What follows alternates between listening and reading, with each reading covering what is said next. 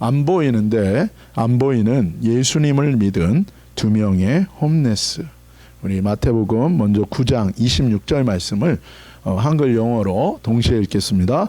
그 소문이 온 땅에 퍼지더라. 아멘.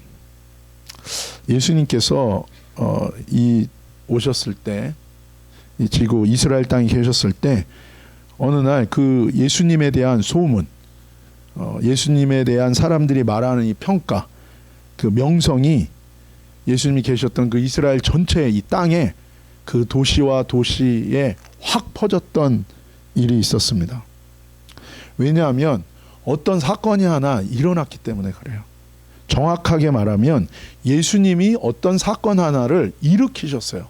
그래서 예수님에 대한 소문, 예수님에 대한 뉴스, 예수님에 대한 이 명성이 그 이스라엘 전체에 확 퍼진 거예요. 그것이 23절에서 25절까지의 내용이에요. 같이 한번 읽읍시다. 예수께서 그 관리의 집에 가사 피리 부는 자들과 떠드는 무리를 보시고 이르시되 물러가라. 이 소녀가 죽은 것이 아니라 잔다 하시니 그들이 비웃더라.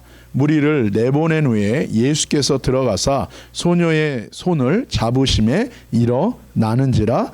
아멘. 23절에 보면 예수님이 한 집안에 한 가족의 초청을 받으셨어요. 그 집은 어떤 집이냐면 그 지역의 행정관리 통치자의 집이었어요. 시장이었는지 어쨌든 룰러라고 나와요. 통치자.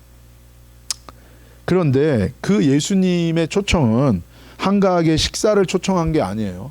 무슨 기분 좋은 파티에 초청받은 게 아니에요. 그게 아니라 갑자기 그 통치자의 딸이 이유는 모르지만 생명의 위협을 받고 죽어가고 있는 거예요.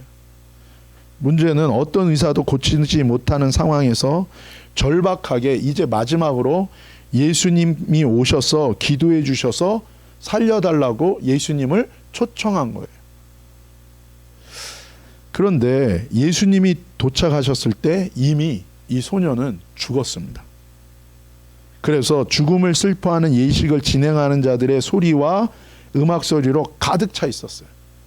그 안에는 소녀의 죽음을 이제 그 예식을 준비하게 한 사람들로 가득 차 있었던 거예요. 24절에 예수님이 소녀의 죽음과 관련해 모여든 사람들에게 전부 비키라고, 이 자리에서 다 나가라고 말씀하셨어요. 그러면서 예수님이, 왜냐하면 이 소녀는 죽은 게 아니고 자고 있다고 얘기했습니다. 여러분, 죽은 것과 자는 것의 차이가 뭐죠? 죽은 건 일어나지 않아요. 죽으면 일어나지 않아요. 근데 자면요, 깨어나는 거죠. 예수님이, 이 소녀는 죽었어요. 근데 예수님이 뭐라고 말씀하신 거예요? 이 소녀가 잔다고 얘기한 거예요. 왜요? 이 소녀는 다시 깨어나고 일어날 거기 때문에 그래요. 사람들은 비웃었습니다. 말도 안 되고 사기친다고 생각했고 예수님이 정신이 이상하다고 생각했어요. 당연하죠. 사람이 죽으면, 사람이 한 번 죽는 것은 정하신 바잖아요. 죽음을 피할 수 없어요. 죽으면 그냥 끝이에요. 근데 예수님이 사람이라고 생각했기 때문에 그래요. 근데 예수님은 하나님이신 거예요. 그렇기 때문에 죽은 사람을 다시 살리실 수 있었던 거예요.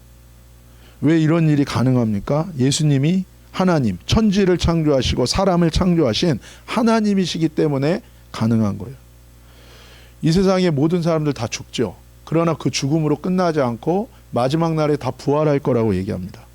왜요? 하나님이 그렇게 하실 수 있기 때문에 그래요. 그래서 예수님이 죽은 자를 다시 살리실 수 있기 때문에, 그리고 이 소녀를 지금은 그 상황에서는 살릴 거기 때문에, 그래서 죽은 게 아니라 잔다고 얘기한 것입니다. 25절, 예수님은 결국 비웃는 사람들을 다 내보냅니다. 그리고 죽은 소녀에게로 들어가 손을 잡고 일으켜셨어요.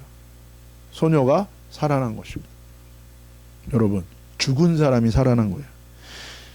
그 자리에 모여 있었던 소녀의 죽음을 확인하고 그 소녀의 죽음을 기념하기 위해서 모였던 수많은 사람들이 이 소녀가 다시 살아난 것을 다 직접 목격한 거예요. 직접 본 거예요. 경험한 거예요. 죽은 자를 다시 살리신 예수님의 기적과 같은 사건이 그 장소에서 일어난 것입니다. 그래서 우리가 26절에 먼저 본 것처럼 이 예수님에 대한 소문, 소식, 뉴스, 이 명성이 이 사건과 관련된 이 소식, 뉴스, 평가와 명성이었던 거예요. 브레이킹 뉴스인 거예요. 타이틀이 뭐예요? 예수가 죽은 소녀를 살렸다라는 거예요. 그런데 이 소식을 그 땅에 있는, 이스라엘 땅에 있는 모든 사람들이 다 들었습니다. 근데 그 소식을 들은 사람 중에 성경은 두 사람이 예수님을 찾아갔다고 얘기해요. 그것이 27절과 28절입니다. 같이 읽겠습니다. 예수께서 거기에서 떠나가실새 두 맹인이 따라오며 소리질러 이르되 다윗의 자손이여 우리를 불쌍히 여기소서 하더니 예수께서 집에 들어가시매 맹인들이 그에게 나아오거늘 예수께서 이르시되 내가 능히 이 일 할 줄을 믿느냐 대답하되 주여 그러하오이다 하니 아멘. 그들이 누구인가? 맹인, 소경이에요. 블라인드, 앞이 보이지 않는, 이 눈이 있는데 이 눈으로 볼 수 없는 사람들, 평생 볼 수 없었어요. 그래서 이들의 필요와 요구가 있었어요. 그것은 무엇입니까? 보기를 원한다는. 이 사람들한테는 모든 게 다 어둠이에요. 그냥 다크한 거예요. 왜요? 빛을 눈이 인식하지 못하니까. 이 사람들은 이 육체의 눈으로는 어둠인 거예요. 다 그냥 어두운 거예요. 여러분, 우리가 불이 완전히 다 꺼지고 불빛이 하나도 없는 밤이 되면 그럼 어떻습니까? 여러분, 아무것도 보이지 않아요. 그럴 때 이제 한국에서는 칠흑과 같은, 그러니까 어둠이 너무 짙은 거예요. 아무것도 색이 없는 그냥 어두움인 거예요. 이 사람들이 평생 그렇게 살았어요. 그런데 이들이 죽은 소녀를 살리신 예수님의 이 소식과 뉴스를 듣고 이 사람들 마음속에 무엇이 생겼습니까? 믿음이 생겼어요. 믿음이. 이들이 갖고 있었던 믿음은 오늘 성경에 보면 두 가지 믿음이에요. 두 가지 믿음. 먼저 27절에 보면 우리 한번 같이 읽을까요? 시작. 예수께서 거기에서 떠나가실새 두 맹인이 따라오며 소리질러 이르되 다윗의 자손이여 우리를 불쌍히 여기소서 하더니. 첫 번째 이들이 가졌던 믿음은 뭐예요? 예수님이 다윗의 자손이라는 믿음이었어요. 두 번째 이들이 가졌던 믿음은 무엇인가? 28절이에요. 같이 읽겠습니다. 예수께서 집에 들어가시매 맹인들이 그에게 나아오거늘 예수께서 이르시되 내가 능히 이 일 할 줄을 믿느냐 대답하되 주여 그러하오이다 하니. 두 번째 믿음은 예수님이, 다윗의 자손인 예수님이 자신들이 볼 수 없어서 보기를 원하는 필요와 요구를 해결하시고 자신들을 이 어두움에서 구원해 주실 수 있는 분이라는 믿음이 있었던 거예요. 첫 번째, 이들이 가졌던 믿음은 예수님이 다윗의 자손이라는 믿음이었다는 거예요. 유대인들은요, 하나님의 약속을 알고 있었어요. 어떤 약속입니까? 메시아, 구원자를 하나님이 이 세상에 보낼 거라는 그 약속을 알고 있었어요. 이 구원자는 사람들의 모든 죄의 문제, 사람들의 모든 고통의 문제를 해결하시는 구원자라는 걸 알고 있었어요. 그리고 이 세상에 오셔서 하나님의 나라를 건설하시고 하나님의 자녀와 백성들과 영원히 이 땅 가운데 함께 사시고 통치하실 거라는 믿음이 있었어요. 메시아는 곧 누구를 의미하는 거예요? 왕으로 오시는 구원자를 의미하는 거예요. 그래서 그 메시아를 누구라고 호칭했습니까? 왕인 다윗의 후손이라. 소녀, 죽은 소녀를 살리신 예수님의 소식을 딱 들었을 때 이 사람들 어떤 믿음이 왔습니까? 아, 예수님이 바로 하나님이 약속하신 다윗의 자손, 왕으로 오셔서 우리를 구원하시고 우리를 영원히 통치하시고 인도하시는 그 구원자시구나. 그 믿음이 이들에게 생긴 거예요. 그들이 이 믿음을 붙들었어요. 그리고 두 번째, 이들이 예수님이 다윗의 자손, 왕으로 오시는 구원자라면 자신들의 문제, 자신들의 인생에 있어서 이 어두움, 이것도 예수님이 해결해 주실 수 있다는 믿음을 붙든 거예요, 이들이. 죽음을 생명으로 바꾸시는 영원한 우주의 왕이신 예수님이 나의 삶의 문제도 당연히 바꿀 수 있다고 믿은 거예요. 그래서 예수님이 하나님이 영원한 우주의 왕으로 구원하실 메시아이시고 자신들의 인생의 문제에서도 구원할 수 있음을 믿었던 그들이 믿음으로 이들이 그 믿음을 붙드니까 이들이 행동하기 시작합니다. 그 믿음을 붙드니까 행동하기 시작해요. 근데 이들은요, 여전히 이들은 어떻습니까? 앞이 보이지 않아요. 이들은 여전히 앞이 보이지 않아요. 여전히 어둠 속에 있어요. 심지어는 누구도 안 보여요. 자신들이 믿고 붙들고 있는 예수님도 안 보여. 그런데 그들이 그 믿음을 붙들게 되니까 이들이 행동하기 시작해요. 어떤 행동을 합니까? 예수님이 보이지 않는데 예수님께 소리를 질러요. 예수님, 나를 구원해달라고. 다윗의 자손 예수요, 메시아로 오신 예수님, 나를 구원해달라고 이들이 소리 질러요. 그리고 거기서 그치지 않아요. 그 예수님 보이지 않는데 그 예수님을 찾아 일어나 걸어가기 시작하는 거예요. 더듬더듬 걸어가기 시작해요. 여전히 그들은 어둠 속에 있어요. 그들의 눈에 아무것도 보이지 않아요. 예수님도 보이지 않아요. 하지만 그들은 그들의 믿음을 붙들었어요. 그러자 그들이 뭐예요? 예수님께 소리질러 부르고 움직이기 시작한 거예요. 그리고 더듬더듬 예수님을 따라가기 시작했어요.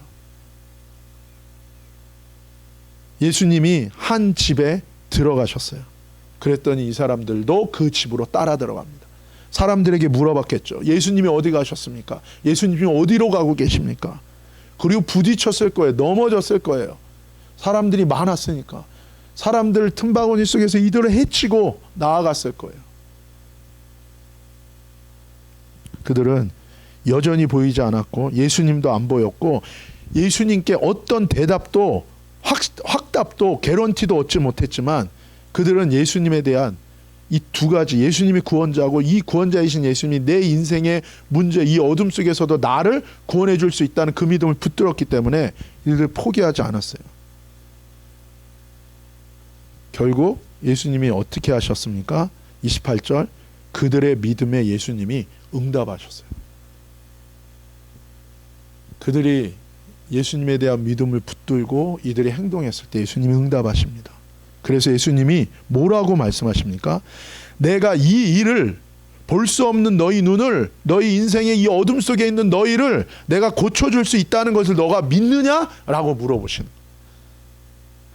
아직도 예수님이 그걸 물어볼 때도 아직 이들은 뭐예요? 볼 수 없었어요. 그들이 볼 수 있다는 어떤 느낌도 없었어요. 어떤 현상이나 증상이 나아지는 것도 없었어요. 하지만 그들을 고칠 수 있고 구원해 줄 수 있는 다윗의 자손으로 오신 왕으로 오셔서 구원하시는 이 예수님을 붙들고 그들이 대답한 거예요. 뭐라고 대답했습니까? 나이 크리에, 나이 크리에, sure, yes, Lord. 분명하게 확실하게 그렇습니다. 이 Lord, 큐리에는 Lord 주, 모든 주권이 당신께 있지 않습니까? 나는 내 문제를 해결하기가 어렵습니다. 불가능합니다. 지금 상황은 이거는 절대로 불가능합니다. 근데 당신이 하나님이시니까, 당신이 메시아니까 이거는 가능합니다. 당신에게 달렸기 때문에. 내게 달린 게 아니고 상황은 불가능한데 당신이 할 수 있습니다. 당신은 하나님이고 구원자니까. 여러분, 믿음은요, 할 수 있는 하나님과 예수님에 대한 믿음인 거예요. 믿음은 지금 증상이 있는데 앞으로 증상을 바꿀 수 있는 하나님 예수님에 대한 믿음이에요. 믿음은 현재 없는데 앞으로 있을 것에 대해 지금 내가 믿는 것입니다. 그들에게 이 믿음이 있었고 이 믿음을 이들이 붙들었고 이 믿음을 따라 이들이 행동했어요. 그래서 이 믿음은 반드시 결과를 가져오는 거예요. 그냥 무조건 믿는 게 아니에요. 구원하실 수 있는 하나님 예수님에 대해서 믿는 거예요. 지금은 아니지만 결국 언젠가 이루어질 것을 지금 믿는 거예요. 이 믿음은 결과를 가져왔어요. 29절 시작. 이에 예수께서 그들의 눈을 만지시며 이르시되 너희 믿음대로 되라 하시니. 세상을 창조하시고 우주를 창조하시고 사람을 창조하신 하나님이신 예수님께서 드디어 이들의 믿음에 응답하셔서 이들의 볼 수 없는 눈을 만지셨어요.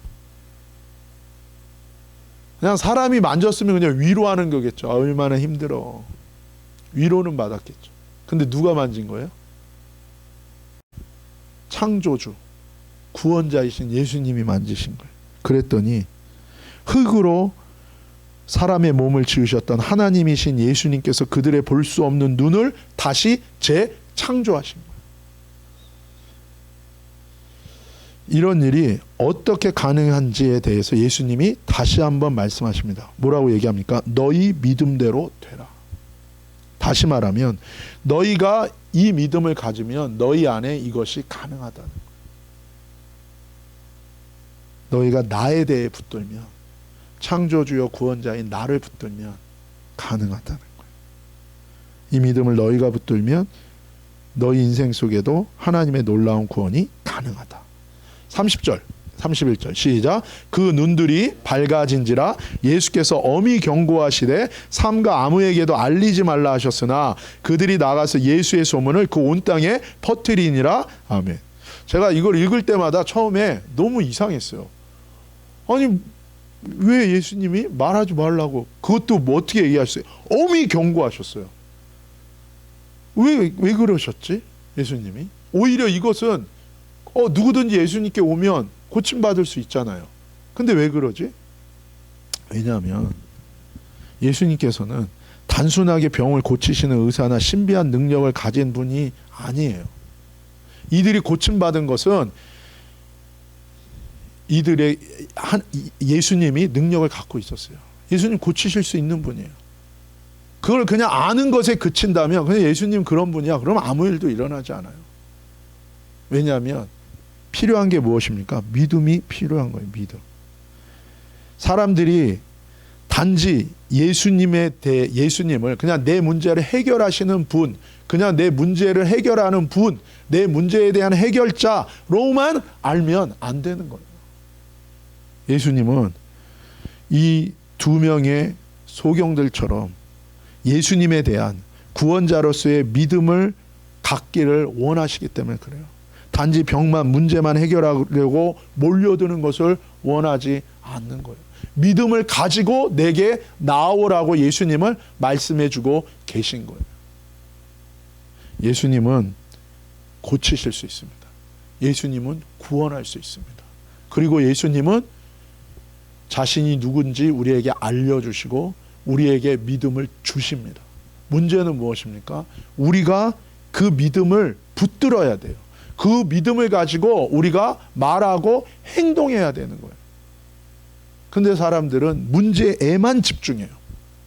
그리고 그 문제를 구원하시는 하나님께 집중하기보다는 그 문제에만 집중해요. 그러니까 뭐예요? 문제에 우리가 붙들릴 수밖에 없어요.